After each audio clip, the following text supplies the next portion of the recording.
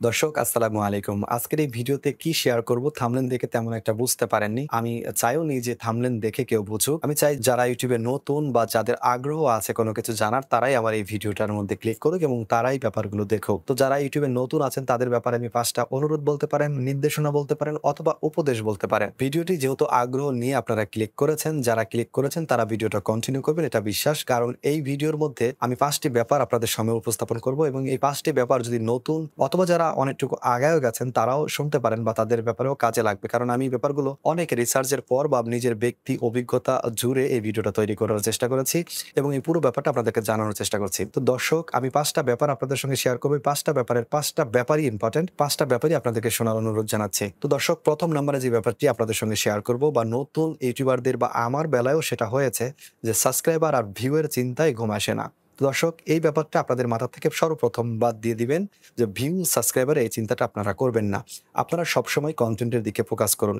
বর্তমান যে অবস্থা তাতে করে YouTube কখনোই চ্যানেল বাই চ্যানেল প্রমোট করে না অথবা আপনার যে লেখালেখি হবে বা আপনার যে ভিডিও লেন্থ হবে এগুলো কোনো কিছুর উপরে আপনার ভিডিওটা প্রমোট হবে না। আপনার চ্যানেলের মধ্যে ১০ টা সাবস্ক্রাইবার থাকলেও আপনার একটা ভিডিও থেকে লক্ষ, লক্ষ ভিউ আসা সম্ভব বা এক ভিডিও থেকে আপনার পুরোপুরি ওয়াচ টাইম কাউন্ট হওয়া সম্ভব। সাবস্ক্রাইবার বা ভিউর পিছনে আপনারা ছুটাছুটি করবেন না। এটা আপনাদের প্রতি অনুরোধ। আপনারা যে যেভাবে নিতে পারেন। তো আপনারা প্রথমত আপনারা সাবস্ক্রাইবার অথবা ভিউ এই ২ টার কোনটার চিন্তা করবেন না। আপনারা অনর্গল YouTube এ ভিডিও আপলোড করে যাবেন। ২য় নাম্বারে যে ব্যাপারটি বলব, YouTube এ যারা নতুন আসেন তারা কিন্তু চাইলেও YouTube এর ভিডিও সম্পর্কে, কোয়ালিটি সম্পর্কে তেমন একটা ধারণা থাকে না। আপনারা যতটুকু পারেন ভিডিও এডিটিংটা একটু ভালো করে করার চেষ্টা করবেন। পাশাপাশি প্রত্যেকটা ভিডিওর মধ্যে আপনারা চেষ্টা করবেন যেভাবেই হোক আপনার প্রেজেন্টেশন, আপনার দেখানো, আপনার ভিডিও স্টাইল, আপনার ভিডিওর এডিটিং স্টাইল, আপনার ভয়েস স্টাইল যেকোনো কিছু দিয়েই আপনারা চেষ্টা করবেন আপনার অডিয়েন্সকে আপনার ভিডিও যতটুকু সময় হবে তার অর্ধেকটা সময় যেন আপনার ভিডিওতে একটা অডিয়েন্স ধরে রাখতে পারেন। নতুনত অবস্থায় আপনারা যদি ভিডিও আপলোড করেন আর অর্ধেকের বেশি সময়টা যদি আপনি আপনার অডিয়েন্সকে ধরে রাখতে পারেন আপনার ভিডিওতে, তো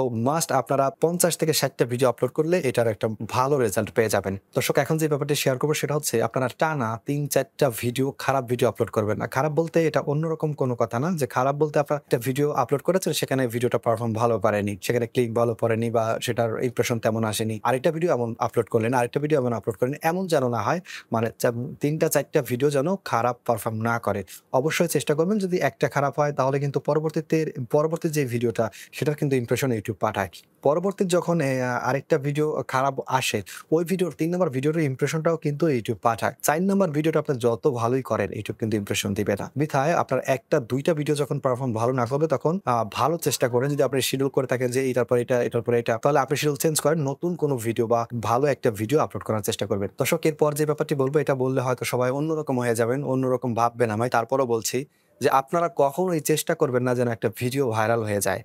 আপনার চ্যানেলের একটা ভিডিও আপনার চ্যানেলে ১০ টা ২০ টা ৫০ টা ভিডিও আছে। আপনি কখনোই চাইবেন না যেন একটা ভিডিও আপনার চ্যানেলের ভাইরাল হয়ে যায়। আর একটা ভিডিও ভাইরাল হওয়ার একটা আ বিপরীত একটা দিক আছে, একটা খারাপ ইফেক্ট আছে। যেটার থেকে আপনার চ্যানেলের অনেক বড় ক্ষতি হতে পারে।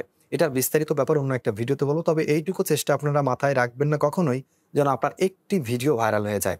আপনি চেষ্টা করবেন আপনার প্রত্যেকটা ভিডিওতে যেন একটা অডিয়েন্স আসার পর, একটা অডিয়েন্স ক্লিক করার পর আপনার ভিডিও থেকে বের না হয়ে যায় এবং প্রত্যেকটা ভিডিও যেন আপনার যতটুকু লেন্থের ভিডিও অর্ধেকটা সময় যেন অবশ্যই ওয়াচ করে একটা দর্শক। আপনি এইভাবেই ভিডিও আপলোড করবেন বা এই চিন্তা নিয়েই ভিডিওগুলো তৈরি করবেন। এটা যেই ক্যাটেগরির বা যে যেভাবেই করেন এইটুকু চিন্তা যেন অবশ্যই আপনার মাথায় থাকে।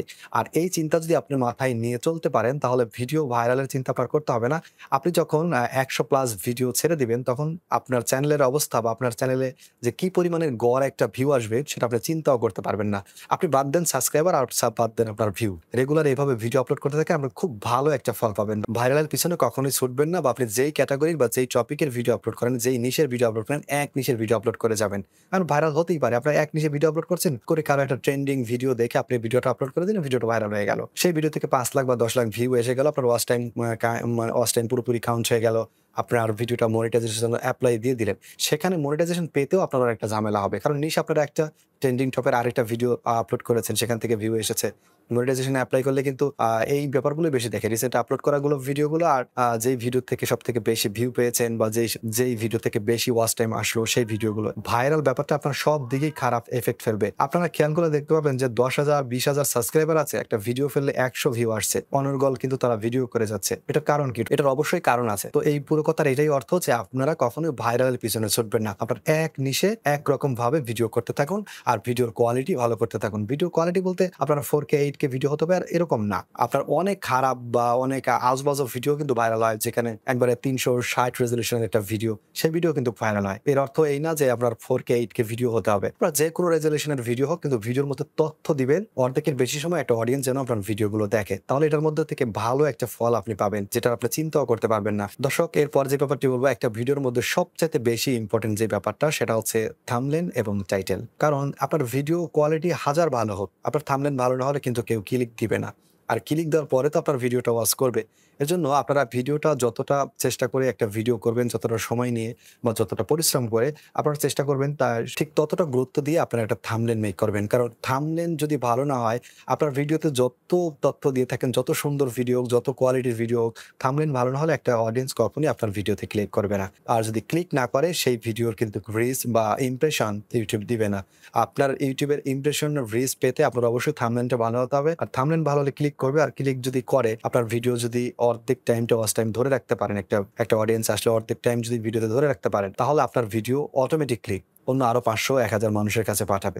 দর্শক, রেগুলারিটি মেইনটেইন করে ভিডিও আপলোড করা, ভিউ সাবস্ক্রাইবার পিছনে না ছুটা, নির্দিষ্ট একটা ভিডিও ভাইরাল হয়ে যাক এমন চিন্তা ভাবনা বাদ দেওয়া এবং টানা ৩ থেকে ৪টা খারাপ পারফর্ম করলো এরকম ভিডিও আপলোডটা না করা, একটা অডিয়েন্স আপনার থাম্বনেলের মধ্যে ক্লিক করার পর অর্ধেক সময় আপনার ভিডিও থেকে ধরে রাখা, এই ব্যাপারগুলো আপনার ভিডিওর মধ্যে চেষ্টা করবেন। বিশ্বাস করেন যে আর আজকে যেই ব্যাপারগুলো আপনাদের সাথে শেয়ার করেছি, এই ব্যাপারগুলো যদি আপনি আর কোনো কিছুর দিকে নজর দেওয়ার দরকার নেই, এই ব্যাপারগুলো যদি আপনার মাথায় থাকে, অবশ্যই আপনি ইউটিউবে সফলতা পেতে আপনার বেশি সময় লাগবে না। তো দর্শক, ভিডিও সম্পর্কে যদি মতামত জানাতে চান, অবশ্যই আমাদের কমেন্ট বক্সে লিখবেন। আপনাদের সুস্বাস্থ্য কামনা আজকের ভিডিও এখানে শেষ করছি। আল্লাহ হাফেজ।